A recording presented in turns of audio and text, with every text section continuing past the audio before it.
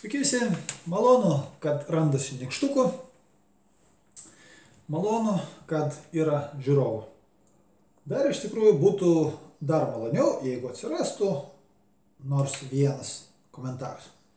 Gerai, dabar šiandien noriu pašnekėti apie pakeleivius, apie pavėžėjimą. Važiavau čia prieš porą dienų į Šilutę ir buvo vienas pakeleivis. Stabdė. Šalia kaimelis ir stabdė. Visgi dušę pakuždėjo nestoti. Ir nestojo. Tai va, ir toliau reikalas toks. Kas iš vyresnių, tai tikrai visi prisimenam tuos laikus, senus, baisiuosius tarybinius laikus, kai mašinų ten vos vieną kitą pravažiuodavo. Po to jau daugėjo, žinoma. Ir žmonės tikrai, ypač kaimo vietovėse, tai tikrai vieni kitus paveždavo be jokių klausimų. Reikia jo, sės, gaila, ką ir taip toliau. Ir šiais laikais prisimenu kaimynas. Jau čia, nežinau kada, bet prieš kokią 10 metų, gal ir daugiau, pasakojo tokią istoriją. Gyveno šalimais. Ir Klaipėdoje jis ten turėjo savo verslą, vienu žodžiu. Ir važiuodavo namo su mašina. Jis sako, vienąsyk pasiėmęs mikroautobusą, sako, važiuoju. Toks oras toks bjaurus, sako, dar gana, dar palinuoja. Ir sako, vaikai iš mokyklos eina, ten, kaip sakant, jų kaimas yra už ten 3 kilometrų kažkur. Ir eina, sako, žiūriu, tas vaikas, kas, atsisukęs bando stabdyti, sako, toks oras, gaila, sustosiu. Sustojo, ten pavežė. Ir ką, paklau, aišku, iš kur eini, iš mokyklos, žinai, namo, gerai. Sako, kitą dieną važiuoju.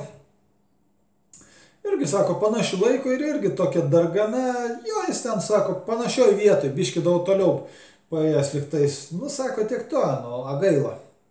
Trečią dieną, sako, žiūriu, kai jisai jau stovi ir su draugeliu stoja.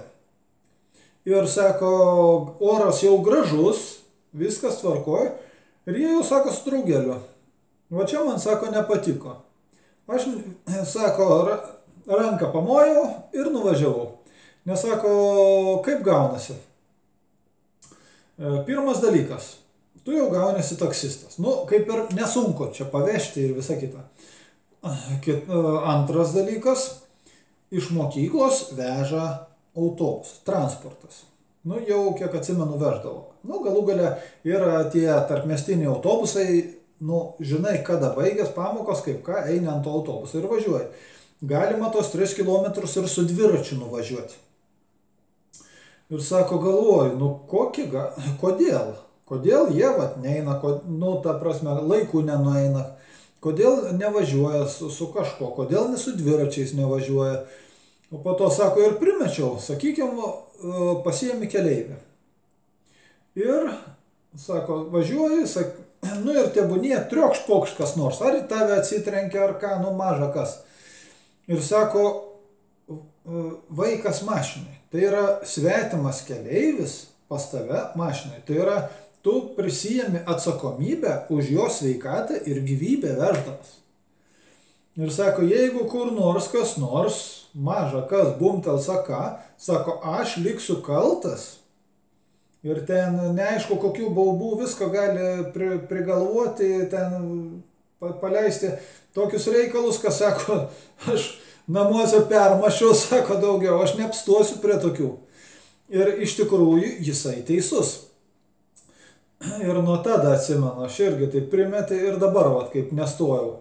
Galvoju irgi, yra žmogus, gerai, reikia, sakykime, kažkur nulėkti. Tai ką darai? Arba ieškai, kas galėtų pavežti, jei neturi mašinos, arba eini ant autobusą. Jeigu skubiai reik, yra buvę, kad aš 20 kg į Šilutę su dviračiu važiavau. Tik tai, aišku, dviračiai nešalaikiniai, kaip sakant, nu, tokio tipo buvo kaip tie vyriškiniai tarybiniai. Dideli ratai ir didelis rėmas. Nu, ir ką, nu, teko, nu, nupučiau, grįžau, nu, ir ką. Tai vas, reikėjo ir variau. Tai va čia ir yra visa esmė, kad jeigu žmogus net neturi dviračio, tai reiškia jis yra, nu, jau, aš nežinau, dviračiai nuo kokių laikų net yra. Ir jeigu jis, kaip sakant, net jam dviratis nerūpi, reiškia jam rūpi tik butelis, tuomet tegul daugiau eina pasipagiriuoti. Ir viskas. Tokiem daugiau nėra ką pasakyti. Aišku, iš kitos pusės pamastai, kur dingo tas žmogiškumas. Tai nėra blogas darbas, kad tu nesustoji. Kai sustoji, irgi gali nebūti gerų darbų. Čia įvairiausi variantai. Ypač jeigu sukčiai pagaus tą mintį, tai patikėkit, gali būti negerų dalykų. Todėl, jei stojat, nu, geriausia, bent jau, kaip sakant, pažinot vietovės, pažinot žmonės ir kažkas tokio. O kam reikia, susiranda iš anksto. Su kuo važiuot, kaip važiuot ir taip toliau. Apie žmogiškumą. Žmogiškumas iš tikrųjų jis niekur nedingo. Tiesiog žmonės pamiršo būti žmogiški. Gal ir keistai nuskambėjo ta mintis, bet manau visiems dašils. Tiek tam kartai iki.